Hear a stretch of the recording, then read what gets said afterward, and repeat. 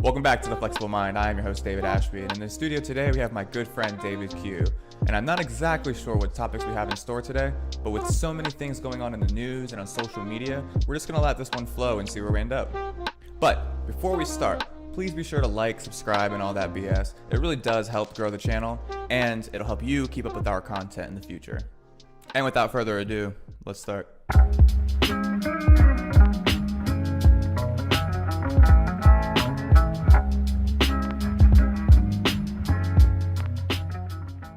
Okay, so All right, what do you want to talk about? yeah, so you're talking about Nancy Pelosi. I have no idea what you're talking Not about. Nancy Pelosi, Dianne Feinstein. Oh, well. Dianne Feinstein, real Yeah. piece of work. Yeah. She's the one kind of in the lead in this crusade to take on Trump for some Russian collusion crap. She is from California, of course, and the former chair of the Senate Select Committee on Intelligence. And comes to find out that she had this guy working for her for 20 years that was a Chinese spy. And he was going... Chinese spy. I do remember us talking about But this. he's an American guy, I gather. I mean, it's like, I've been looking for his name and I can't find his name anywhere. I heard it mentioned on television, but I haven't been able to find it. Whatever I've been looking on, I mean, there's a million websites to find this stuff. Yeah. But they don't even report it in the news. It's so weird. Like if you go to CNN, they never even talked about this. I found it by complete accident. And they said that he was the driver for Dianne Feinstein. But it turns out he was actually working in the office as well. And if you think about it, she dealt with a lot of people that were unhappy with the governments that they were dealing with. They would come to her as a senator and ask for their help to help make change in their country. And this guy had access to everybody's ID that came in to go see her. So he could basically report back to the Chinese government who the students were, who the professors were, who everybody was that was doing this. When their visa expires, they go back to China, bam, they never come back to America again. Only to disappear. What would be the point of that exactly? Just to... Spying. That's what every single government tries to do. We do it. Well, yeah, I'm not saying like countries don't, conduct espionage, but, it's more about what do you think like the goal was of that? Because you can send a Chinese person to go work in a factory to learn like, advanced manufacturing techniques, stuff like that. Like that's actually real spying. People will think about like 007 and stuff. That's not real spying. When you're spying on somebody, it's a guy who's a driver and shit. Like, but he's also he worked as a de facto office manager. It said in this article that I was looking at. Actually, it's on the computer. So they must have been pretty close friends then. So for 20 years, I mean, that's a long time. And he was allowed to retire instead of. I mean, think about it like this: the FBI came to her in 2013 and said. They gave her a briefing, a heads-up briefing. It's like, hey, you've got somebody here that we're investigating for being a Chinese spy, and we've got this evidence. And she's a Democrat, and she's a senator. And when the government and the FBI suspects, that Carter Page and Papadopoulos are spies on the Trump side, instead of going and giving Trump a heads-up, they go and start an investigation and spying on him. It shows the difference of how people are treated. And that's why this story isn't on. You hear all kinds of crap on TV all about them investigating Trump, but they don't even investigate these people. They give them the heads up, let the person retire. I don't understand this. Is there an investigation at all, or not that I've been able to find? Because obviously journalists. Well, there's going to be one now in the Senate because they're going to, even the people in the House can start an investigation to find out exactly what was going on here. I mean, obviously something's up, and it's proof that they covered it up because you don't ever see it on the news. I mean, I found it completely by accident. It was like one of the bottom stories in the Drudge Report. Yeah. It wasn't even like top of the news. I guess people are making a stink about it, so now it's been a little bit more out in the news. But I saw this almost a week ago. And this is in 2013, so this is 5 years ago that all this happened. And now it's just coming to light. I mean, you've got tons of people in the FBI that have been fired, demoted, reassigned. So this happened 5 years ago? Yeah, under their watch. This is when all this crap happened. The same guys that are getting fired and investigated now for, it seems like there's a conspiracy going on. There really is to get Trump. So they're hiding every other thing. The only thing you see on TV now is let's go after this guy no matter what. And as they keep doing this, if this happened 5 years ago, then it had nothing to do with Trump. It was just they're covering up for their own people. They're covering up now. They're covering up now to make sure that nobody gets exposed for anything. No, Hillary Clinton hasn't gotten exposed for her fake charity. Isn't it kind of weird that her charity closes after she doesn't get elected to be the president? Which charity? The Clinton Global Initiative. they decided to take a look. We're going to have to look it up. We'll look it up right here because you can always cut this out. But the Clinton Global Initiative suddenly cured all the problems that they were fixing. When they went to Haiti, what did they do? They brought the one contractor that had all the cell phone coverage for the entire island, had a complete monopoly on it. They made a ton of money doing that. Nobody ever investigates that. It says they're still accepting applications. If it's not the Clinton Global Initiative, it's the Clinton Foundation. The Bill, Hillary, and Chelsea even Clinton if Foundation. it's not closing it's one down, of those two. There is something very suspicious, I find, with the Clinton Foundation, especially with, I'm not sure if many people know this, but a lot of times when they give these speeches, Bill and Hillary Clinton give these speeches, the money that's donated to the Clinton Foundation isn't necessarily going to the foundation, but it's also going to their pockets. And there's a very distinct, I don't remember all the details, you have to look that up yourself, but essentially what's going on is like they go give a speech under like working for the Clinton Foundation, which means they're being paid to do those engagements. It's not for the Clinton Foundation. So it's almost as like they're making an organization, employing themselves under that organization, and then going out and doing these speeches to pay themselves. Exactly. And it's like hundreds and hundreds of thousands of dollars for an millions, hour speech. Millions of dollars. Because think about how much Google or YouTube already. People are donating to your foundation, and you're using that money to rent airplanes, private airplanes. You have all this staff. I mean, the amount of cost involved in doing that, how much money could they possibly have ever given anybody? I think if you look it up, it's going to be less than 10%. I'd be willing to bet on that. There's no way that they were able to fund that kind of operation. I don't know. With all those people and still, but now it's kind of a defunct operation because why would a Saudi prince or anybody that was trying to sway the United States for, let's say, a certain contract or friendlier treatment for their nation, why would they give her any money if she's not going to have any power anymore? So they stopped. Yeah. If they were actually giving out of the goodness of their hearts, these people would still be giving money. Yeah, and it's not like... Hey, can you tighten me up over there so it's not bouncing around? There you go. Perfect. Thank you. It's going to naturally bounce. I'm sorry. Just okay. Shoestring budget. Fucking table. Since when did we have shoestrings? I thought we were using a fishing line. No, yeah. We should get some lights, though. That's actually a good idea. That wouldn't hurt. Get some really strong... They probably could hold like a 40-pound light. Then we'd have to get a makeup person because I got a face for radio. Yeah. I was watching Steven Crowder, and he's had his lawyer on a lot recently. Uh-oh.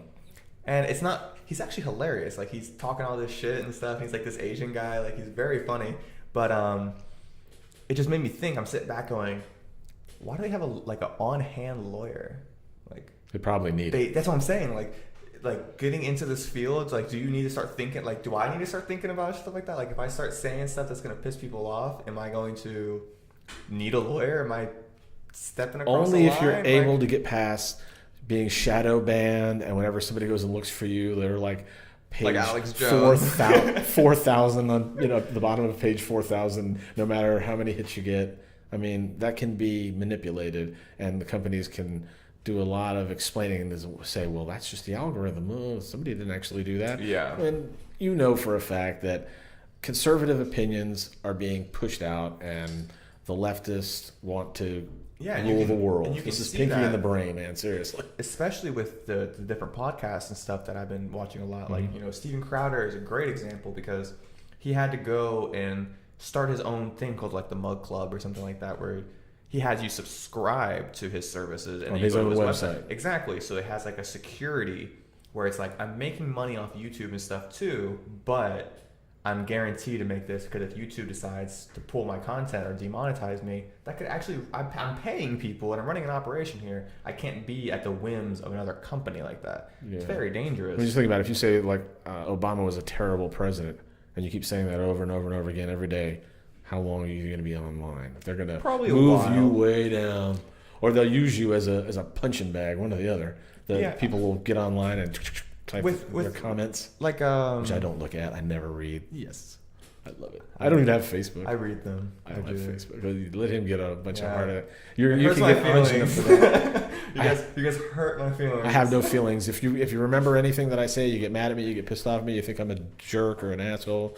Good, because at least maybe you're paying attention to something that nobody would have told you. Maybe your parents should have told you this. I mean, seriously, you should pay attention and be a free thinker. Don't just follow. I'm on the Listen to exact same Kanye page, West. yeah. Listen to Kanye West. I'm not going to be told how to think, and I'm not going to be told what to do by some groupthink mentality. And if you think like that, look hard in the mirror. Well, I mean, and the Kanye West thing is a phenomenal example of how people take everything out of context and they refuse to see statements in the situation they were made and not just the transcripts, you know? So they see him say something about like slavery was a choice and black people for 400 years or whatever, like chose to be a slave. But that's not exactly what he was meaning. That's not the message he was trying to convey. Sure, he messed that one up completely. Like it didn't go over well, obviously. He's not a good politician. No, exactly. He's not charismatic in that way. Right. He does music. But his whole thing was like it's a mental slavery. Like you're not only enslaved in physical bondage, but you're enslaved mentally. And being a victim. He was trying to be philosophical and mind blowing, or whatever pot thoughts, kind of stupid shit. But he just got miscontexted. Like people took his message and said, you said this. I read the transcripts. The article said this, and it doesn't give me the context. And I'm just gonna right. This is what I interpret. This is what I infer as the listener. Exactly. To what you were saying, even though you did not intend to mean that at all in the slightest way. No, you say something, they receive it in a certain way, and then that has to be the only message that you were trying to convey. And it's like, no, you're just seeing it in that perspective.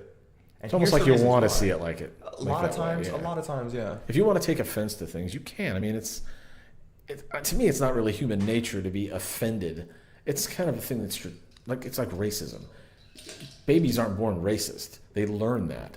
And it's the same thing with being offended about every little thing. It's anything I say offends you, then I mean, maybe you are kind of a wimp. It's like I'm not exactly some sort of radical.